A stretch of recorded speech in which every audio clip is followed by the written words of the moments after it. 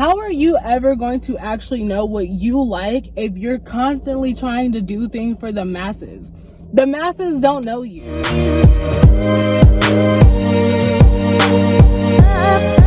We're back in my car again, so you know what that means. We're probably going to be drinking some coffee and talking about some real shit. And that's exactly what we're going to do today in this lovely Target parking lot. My name is Kaylin Noel, and on this channel we talk about self-love, law of attraction, self-care. It has to do with self-improvement. Basically, I am on a health journey. I'm trying to get back into that. The girl got COVID and got sick and got my schedule thrown out the window, so I'm trying to work on getting that back, because 10 to 14 days is a very long time to be out of your routine. Anyways, not what this video is about. Today I want to talk about the journey of self-love and basically just living unapologetically. And I came to this conclusion because over the last 8 months, I've noticed a significant change and increase in how I view myself and how I value myself, and really just how I love myself. I turned 21 back in May, and I kind of just looked at myself and I was like, I don't know who you are. Wait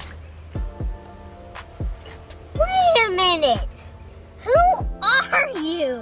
Like, I looked at myself and I was like, girl, who are we? What do we stand for? What do we believe in? And so that's when I started to get into shadow work and just doing a bunch of like self-discovery. It made me change my perspective of myself, and I started to value myself a lot more. I always accredit me having a higher self-worth and a higher self-esteem to just really sitting and understanding myself and just getting to know me. There's a quote that I heard years back, and I don't know who said it, but I've always lived by it. If you want to know who you really are, leave everybody else out. We live in a society, in a world where we're constantly comparing ourselves to other people, and we're constantly exposed to other people. And your perspective of yourself comes from other people's perspective of you. A lot of people rely on validation from their peers or from the outside world, which is not necessarily a bad thing, but it can be a bad thing. If you don't find or get that validation that you're looking for, you're probably going to have a lower self-esteem. And I noticed that a lot of times before, I was associating my likes on Instagram to my likability. Me being a likable person, me being a pretty person, me being a person of value. I equated that to how people perceive me on social media. My self-esteem was a lot lower because I equated my self-worth to that, not understanding that people who meet me in real life love me. People who I talk to always tell me that my energy is great and that they love being around me and that I'm a good friend. I'm not trying to hype myself up. I know that sounds like that, but I get told that a lot. And I didn't listen to any of that. I was so focused on how people perceived me online. And I was like, wait, girl, what are you doing? Going back to how people perceive you as a person and directly linking it to your self-worth, watch what I'm saying. If that doesn't make a lot of sense, I'm about to give you an example.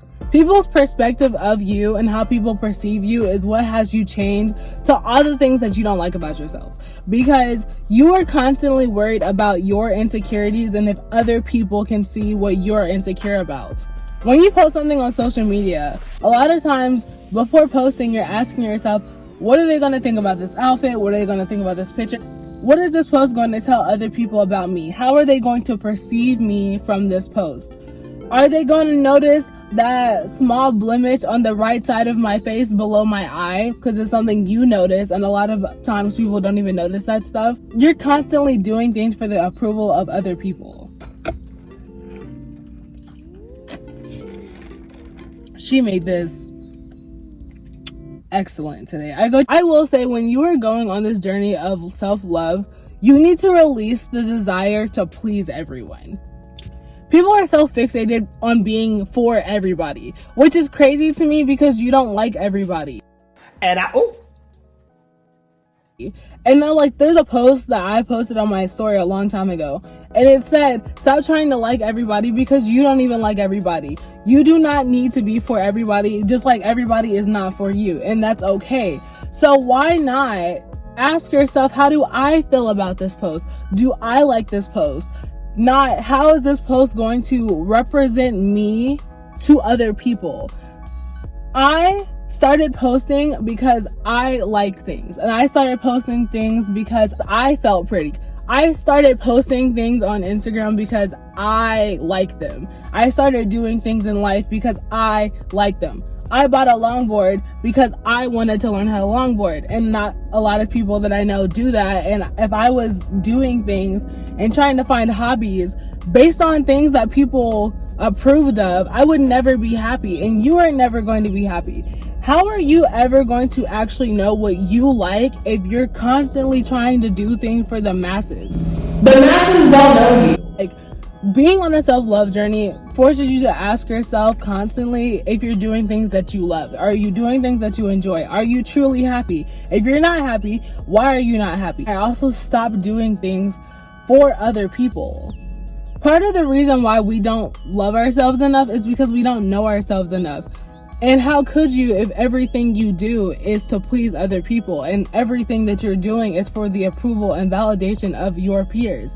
There's no way you would know what you like. There's no way you would know yourself because you're doing things for other people.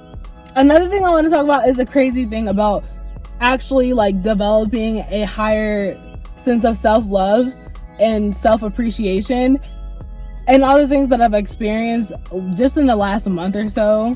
The amount of disrespect you're willing to tolerate from other people is very minimum and only decreases as time goes on. I work PRN at a job, and my supervisor does not know how to talk to people at all. And I used to jump on picking up shifts, but because she talks to people crazy and she goes unchecked for talking to people crazy and she gets away with it, I just limit the amount of times that I'm there until I don't need the job at all, and that's the goal. But like, I will pass up shifts solely to not deal with her. No, I'm not signing myself up to get disrespected, and I'm in a point now where no one is going to disrespect me and go unchecked, and I'll get fired. And I can't really do that, so I just limit the amount of times that I'm around her. And like little stuff like that, you just start to value yourself a little bit more, so you stop tolerating disrespect. The thing about respect is that when people see that you don't respect yourself, it doesn't give them incentive to respect you.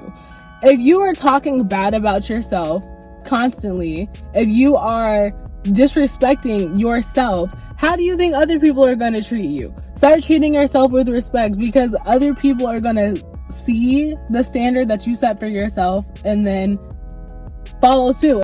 Accept yourself. Love yourself. It starts with you. And if they don't, check them.